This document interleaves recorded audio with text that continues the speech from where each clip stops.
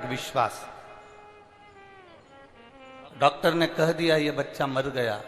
माँ ने कहा मैंने इतनी शिव पुराण सुनी है, मेरा बेटा नहीं मर सकता। बॉडी दे दी गई, एम्बुलेंस से लाई गई। वो शंकर जी के मंदिर में कहती है 5 मिनट रोक दो, मेरे बेटे को इस मंदिर में एक बार धोख दिलवा दो, फिर भले अंतिम संस्कार करना।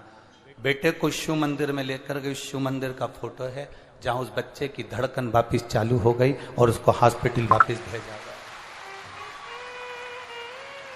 और डॉक्टर कह रहा है कि इसमें अब जान आई है, तो उसको भी वेंटिलेटर पर रखा। शिव किसे कहते हैं? हमारे विश्वास को तुलसी बाबा कहते हैं शंकर विश्वास रूपिणो।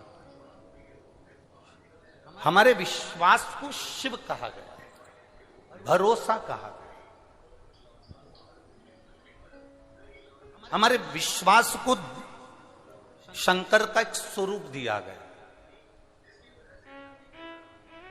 एक पत्र आया, उस पत्र में एक बहन ने लिखा मेरी शादी को 31 साल हो गए थे, बच्चे नहीं थे।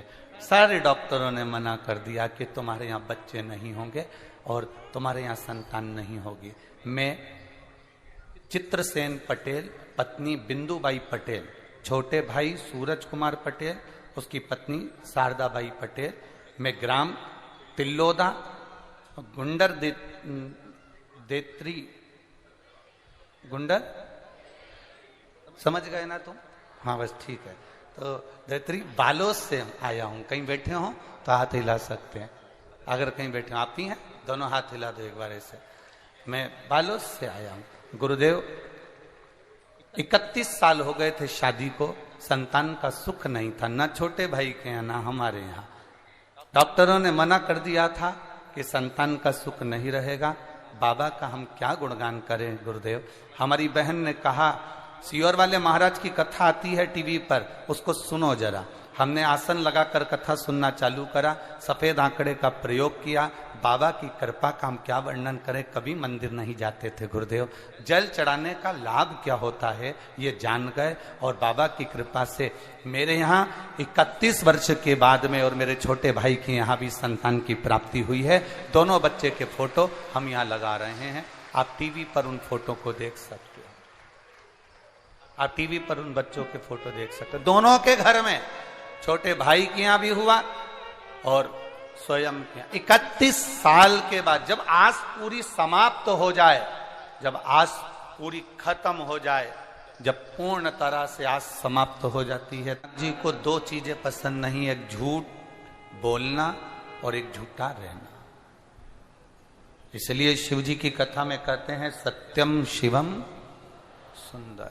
झूठा और झूठ शिव जी को प्रियता नहीं है। एक झूठ मत बोलो। दूसरा, शंकर जी के मंदिर में जब जल चढ़ाने के लिए जाओ तो जल को कटोरी में या बर्तन में झेल कर लेकर बाहर आओ। मंदिर में जहां शिवलिंग है, जहां जलाधारी है, वहीं की वहीं पानी झेल लिया, वहीं की वहीं पी लिया, हाथ झूठा कर लिया, मुख झूठा कर लिया और भगवान का भजन कर रहे हैं तो भगवान उसको स्वीकार नहीं करता। हम हमेशा कहते आए, हमने कभी कहा कि वहीं की वहीं पानी झेलो और पियो? कभी बोला? हमने क्या कहा कि जब भी भगवान को जल चढ़ाओ तो अपने बर्तन में चढ़ाए हुए पात्र में थोड़ा सा जल झेल कर लेकर आओ। हमने ये नहीं कहा आपको कि आप वहां पर बैठकर मुख को झूठा करो।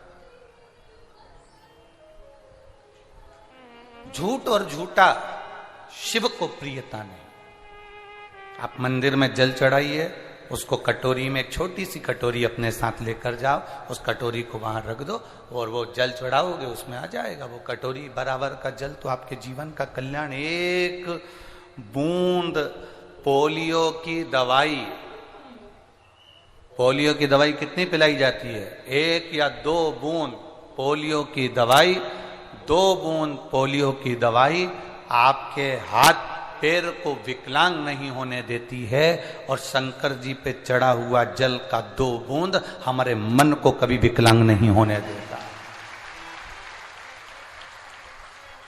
शिव पे चढ़ा हुआ जल की 2 बूंद हमारे जीवन की सार्थकता सिद्ध कर देती है। झूठ और झूठा शिव को प्रियता नहीं। मंदिर में जाओ तो हाथ झूठा नहीं होना चाहिए, मंदिर में जाओ तो मुख झूठा नहीं होना चाहिए। कई लोग मुख में तंबाकू भरा रहता है, मुख में गुटखा भरा रहता है, मुख में खैनी भरी रहती है, पाउच भरा रहता है और भगवान की सेवा करते हैं, वो श्रेष्ठता नहीं होती। मुख में खाते खाते भगवान की सेवा करना, मुख में खाते खाते भगवान का भजन करना, ये श्रेष्ठता नहीं।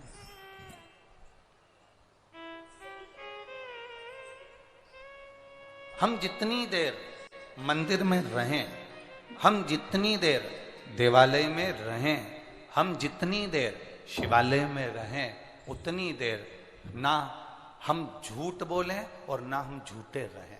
हमारा मुख, हमारा हस्त कमल, हमारा ये आनंदमय जो स्वरूप परमात्मा ने दिया है, ये झूठा ना हो।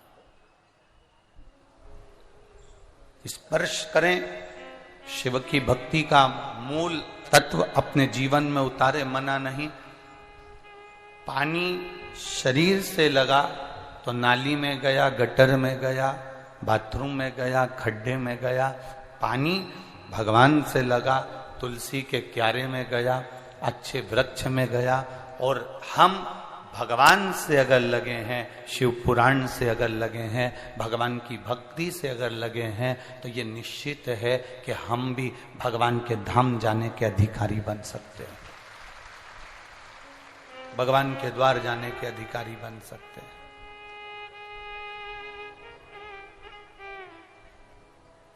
एक विश्वास, एक भक्ति, एक दृढ़ता, एक भरोसा आपके अंदर होना चाहिए, तुम्हारे साथ होना चाहिए। और जो भरोसा और विश्वास तुम्हारे साथ है वही शिव है। शंकर का दूसरा रूप है विश्वास, और विश्वास का दूसरा रूप है शंकर शिव। शंकर विश्वास रूपिणो, ये शिव विश्वास का एक रूप है। शंकर एक विश्वास का रूप है। टॉफी मॉफी नहीं आएगी और मिठाई। अब ये बताओ कि राखी कब बन रहा है? पहले तो ये बताओ, राखी किसको बांधी जाती है? जम के बोलो जरा, सही बोले तो क्या बोलते हैं वो नाटक में, सही पकड़े, बिल्कुल सही। किसको राखी बांधी जाती है? रक्षा करने वाले को।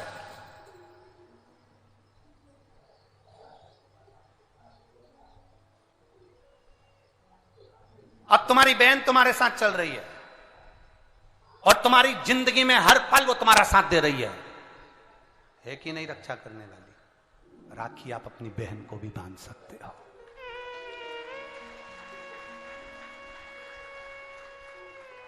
दो बेटियां आपस में बात कर रही थी, मेरा भाई नहीं है गुरुजी, मैं क्या मेरे बुआ के लड़के को राखी बांधने जाऊं? मैं क्या मेरे मामा के बच्चे को राखी बांधने जाऊं? मैं क्या उसको राखी बंधवाने वाले के मन में ही नहीं है, क्योंकि उसके मन में आ रहा है 500 रुपए देना पड़ेगा, उसकी मम्मी के मन में आ रहा है कपड़े दिलवाना पड़ेंगे। पर तुम्हारे भीतर ऐसा भ्रम उत्पन्न कर दिया कि राखी के लिए लड़का होना जरूरी है, भाई होना जरूरी है। शिव महापुराण कथा कहती है, जो तुम्हारी रक्षा करे राखी उसके हाथ में होना चाहिए। तुम्हारी बहन, जरूरी नहीं कि भाई होगा तो राखी बंधेगी, तुम्हारी बहन तुम्हारी रक्षा कर रही है, राखी बांधिए। रक्षा करने वाला पिता भी होता है, बेटी अपने बाप के हाथ में भी राखी बांध सकती है, वो रक्षा करता है। भाई रक्षा करने वाला है, भाई के हाथ में राखी बांधी है।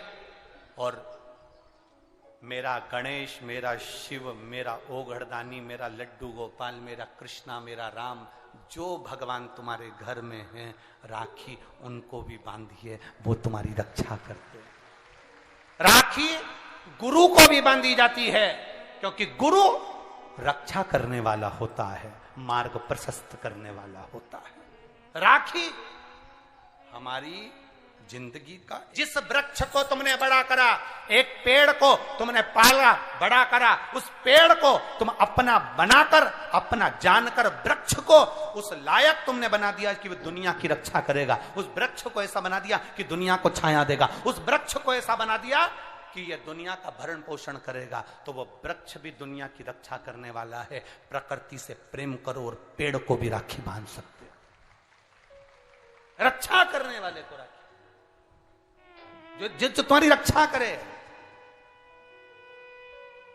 एक मां अपनी बेटी की, अपने बच्चों की रक्षा करती है। ये जरूरी नहीं कि तुम हमारा भाई नहीं है, अब हम किसको राखी बांधे, हम किसको भाई बनाएं, हम किसको भाई बनाएं, हम किसको भाई बनाएं। जी ये भाई बनाने के चक्कर में धोखे में मत आ जाना, कहीं एड़े गेड़े नट्ठू खेड़े के राखी मत बांधिया ना, नहीं तो मालूम पड़े वो एक राखी तो बनवाएगा और मालूम पड़े पूरी जिंदगी तेरी बर्बाद कर दे। इसलिए जो घर में है, बहन है, कुटुंब है, परिवार है, उसमें राखी बांध ली।